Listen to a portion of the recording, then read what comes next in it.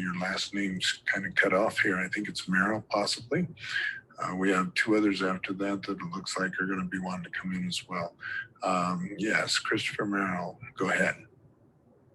Thank you, Mr. Chairman. I'm Chris Merrill, Executive Director of the Equality State Policy Center, and I'm here to speak in support of this bill. The Equality State Policy Center's mission is to ensure transparent government, fair elections, and thriving communities in Wyoming. And so a bill like this one gets at the heart of our mission. And you know, to start, I don't want one important point to get lost in this discussion. And that's, you know, a shield law like this provides a privilege to journalists, yes, but it's really about protecting their sources. It's about protecting whistleblowers, folks who could be discouraged from speaking up and speaking out about malfeasance and corruption, or what have you, if they feel like their identities can be, journalists can be forced to reveal their identities in a court.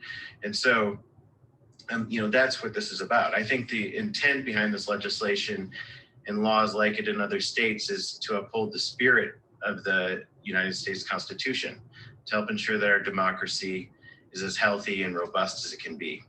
And, you know, as you all know, the founders of this great country understood and wrote about freedom of the press. It's one of the essential ingredients of a viable democracy. You know, it's one of the necessary bulwarks against the rise of authoritarianism, the tyranny of government. And so freedom of the press helps ensure the free flow of news and information to the public. And so that, you know, that's why all these other states have some sort of shield law. You know, I think it's to uphold this spirit of the Constitution, because our democracy is best served when journalists are not inhibited from reporting the news, directly or indirectly by governmental restraint or sanction imposed by governmental process. So we're kind of getting on a tight line, so I'd ask you to try to wrap it up, please. I was just going to do that, Mr. Vice Chairman. So, you know, in the interest of time, I will conclude there, and I'm happy to answer any questions if there are any. All right, thank you very much. I appreciate your having to cut it short. Is there any questions? There are none. Would we please